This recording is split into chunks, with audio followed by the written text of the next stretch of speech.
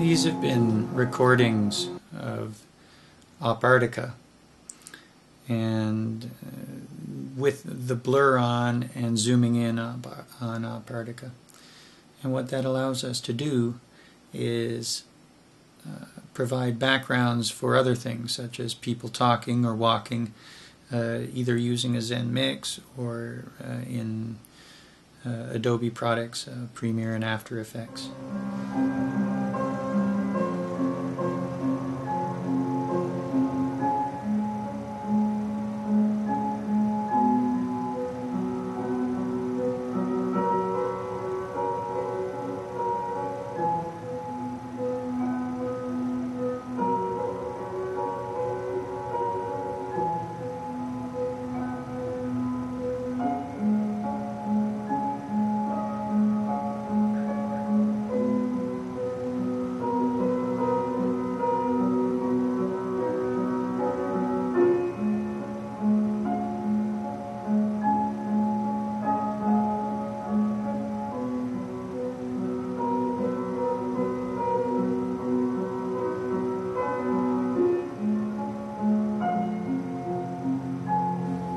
If it weren't for the fact that I have to develop the curriculum on Premiere and After Effects, I would just be using this with ZenMix, and that's all. I'm going to put it into Premiere and After Effects and see what I can do with it. Like diamonds. Now we can make it look even more like diamonds by adding this, the sort of straight edge. And nope, maybe not the straight edge. Let's just delete the straight edge. That didn't quite look like what I expected. I think it was the squares. Yeah, those, I would say that looks a bit more like diamonds.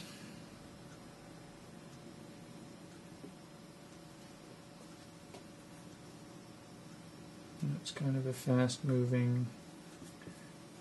Can I quite get that? Oh yeah, there we go. That's a bit more in focus. Almost like a disco floor. Unfortunately, the square is the one with the largest center area. Because I wanted to make it go over a circle, so that means the circle had to fit right inside the square. I didn't want to see like both a square corner and a circle lump. I don't really like that design as much. So once again, I couldn't go to infinity, so this is as far as I kind of got. If you want to know what I mean, we could just take away all these round things.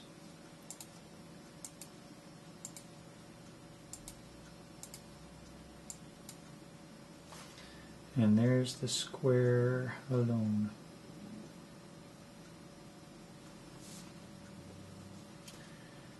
Yep. Let me try adding any circles to the squares yet. Ooh, okay. We won't add a circle. Here's adding the ray to the square. We won't add the ray. Here's a simple curve thing. Okay, don't want that.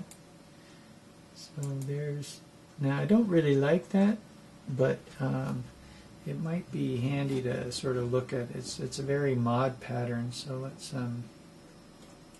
try it out.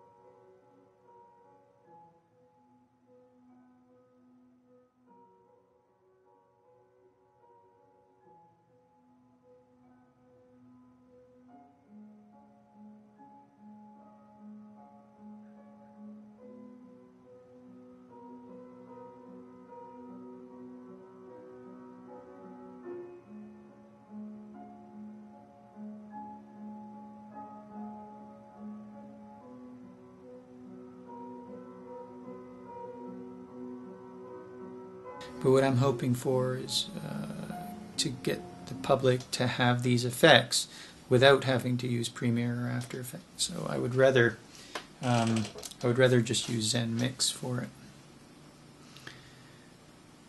I probably could initially do ZenMix. It almost might be a comparison. I was going to say that this would be a good area for grant applications, and I have a request to put in a few of those in a couple places. So I think I'll do that not through Sheridan, but through, and I need to be a bit careful if I'm developing this for curriculum. I think maybe I better talk to Sheridan about it. If I'm developing this for curriculum, can I also develop it for a grant somewhere else? Would they like me to do the research through Sheridan? I'd rather not, to tell you the truth. If that were the case, if it would be a conflict of interest, then I would just do this without going for a grant anywhere. You know, this is for me, and it's not for the school. Well, that's not true. It's not true at all. It is for me, and I would have done it anyway, but it's definitely going to give benefit to the school that I'm doing this. This is on my own time and so forth at various times. So that will give benefit to the school, and I'd like to try and do it. If I'm going to do a grant, then knowing the difference between the professional tools and the ZenMix, for instance, a web tool, very simple web tool, will help understand that difference and bring that to the people. You know, hey people, look, you could do this, but now you can do this, and it only takes you 5 minutes to do this, and it takes you a very expensive program and hours to do this. And so I think that would be good for research.